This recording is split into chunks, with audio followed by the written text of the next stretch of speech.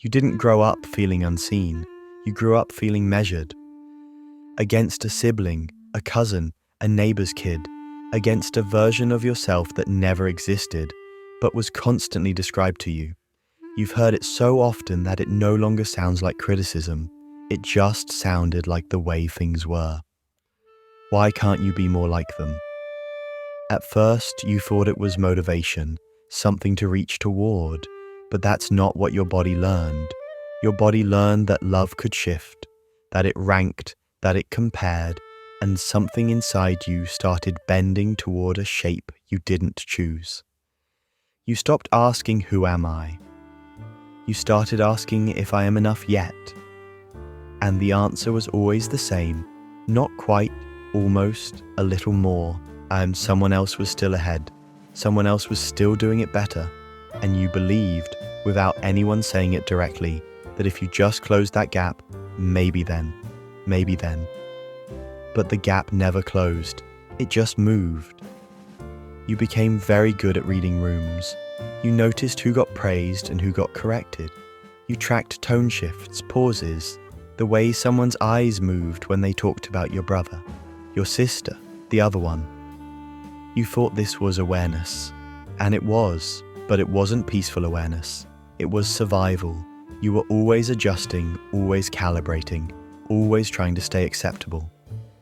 And somewhere in that process, you lost track of what you actually wanted, because wanting felt secondary, and what mattered was where you stood. There's a kind of exhaustion that doesn't come from doing too much. It comes from not doing enough. It comes from never arriving. You achieve something and feel nothing. Or you feel something briefly, and then it's gone, replaced by the next question. What now? Who else? How do I compare? You don't know how to rest because rest feels like falling behind. You don't know how to celebrate because the celebration feels premature.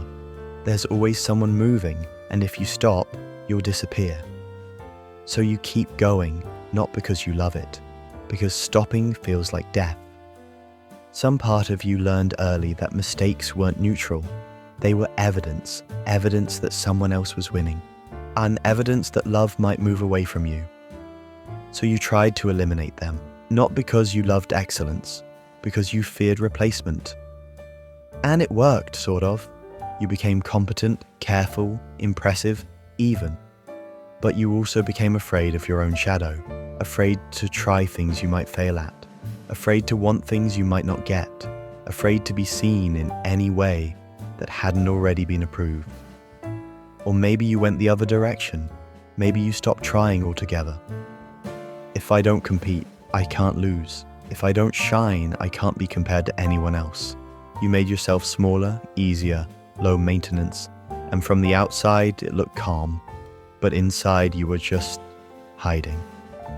You learned that being less noticeable reduced the risk, and that attention meant evaluation, and evaluation meant danger.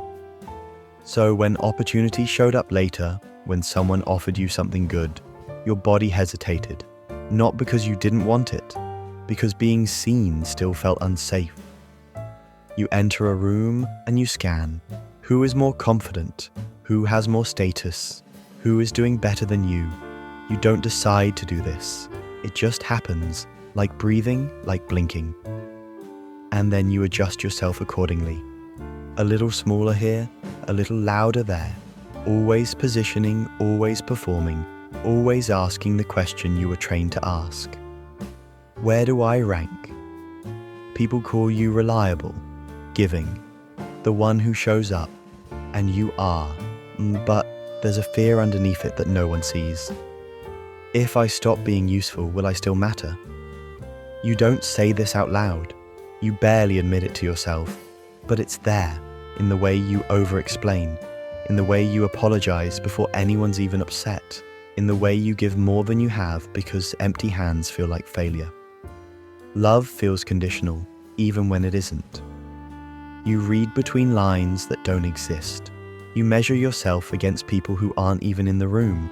You wait for the comparison to come, and when it doesn't, you make it yourself. This is what you were trained to do, and training doesn't ask permission to continue. There's a version of you that never got to just be. A version that could have been explored without being graded. That could have failed without falling behind. That could have wanted things simply because they felt true, not because they would make you acceptable. That version is still somewhere. You feel it occasionally in quiet moments when no one's watching, a flicker of something that isn't performance. But then the old voice comes back, the one that asks how you compare, the one that says rest is dangerous, the one that learned long before you could name it, one that your worth was a moving target. You don't know how to arrive. You've spent your whole life chasing a finish line that keeps relocating. And now, even when you're standing still, part of you is running.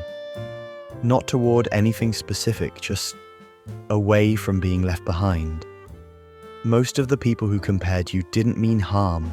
They were probably repeating what they learned, trying to motivate, trying to help. But that doesn't change what happened inside you. You split, the version of you that was acceptable and the version you hid. And now you perform so well you forget you're performing.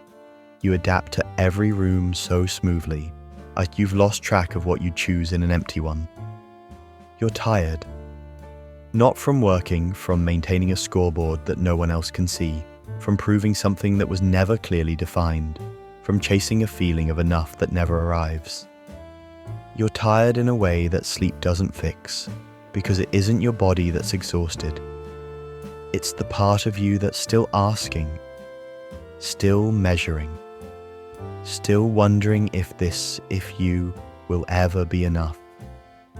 And you don't know the answer. You just know you've been asking for a very long time.